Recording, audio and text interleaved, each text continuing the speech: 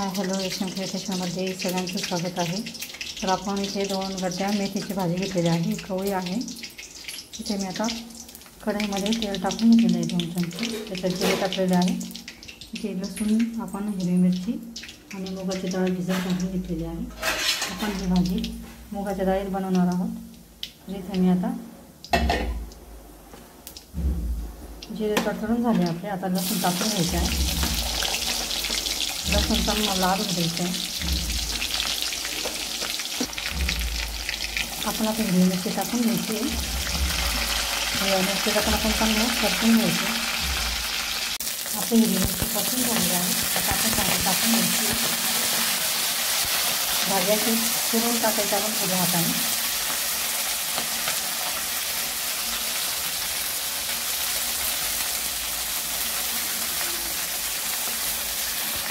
आपण आता सगळी भाजी टाकून घेतलेली आहे। इथे बघू शकता भाजीला चांगलं मिक्स करून घ्यायचं आहे, घालून घ्यायची। आपण भाजी परतून घेतलेली आहे। आता आपण डाळ भिजू घातलेली ती स्वच्छ धुवून घ्यायची आहे चांगल्या पाण्यामध्ये, आणि आता आपण डाळ टाकून घ्यायची। आता इथे मी डाळ टाकते। मुगाच्या डाळीत मेथीची भाजी पण छान लागते। थोड्या वेगळ्या पद्धतीने आपण करून बघतोय। डाळ टाकून झालं की चांगलं असं मिक्स करून घ्यायचं आहे।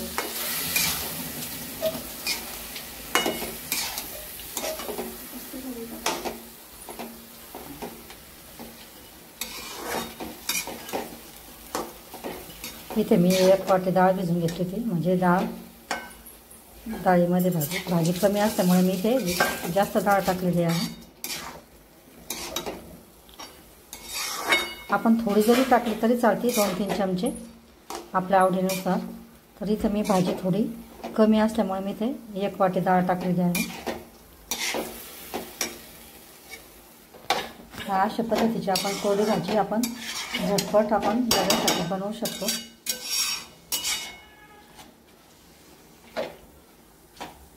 आता इथे आपण डाळ टाकल्यानंतर थोडं डाळ शिजण्यासाठी आपण 1 ग्लास पाणी टाकून घ्यायचं। 1 ग्लास, इथे मी 1 ग्लास पाणी टाकून घेतलेलं आहे। आता आपण पाणी टाकल्यानंतर तिला थोडी ही कोरडी होईपर्यंत तिला शिजवून घ्यायची।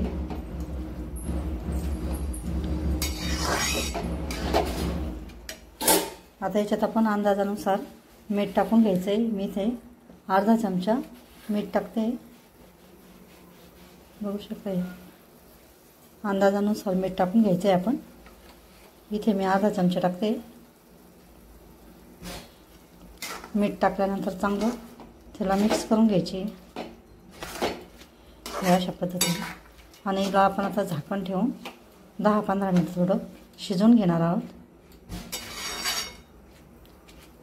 आता ही डब्यासाठी कोरडी भाजी बनवायची आहे। इथे बघू शकता अशी छान आपली मेथी आणि डाळीची भाजी तयार झालेली आहे। अशी छान आपली भाजी तयार होती आणि खायला पण छान लागते।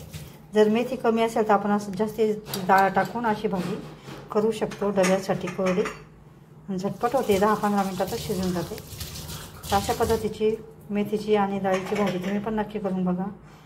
रेसिपी आवडल्यास लाईक करा, व्हिडिओ आवडल्यास लाईक करा, शेअर करा, चॅनलला सबस्क्राईब करा। व्हिडिओ बघितल्याबद्दल धन्यवाद। मस्त खा आणि स्वस्त रहा।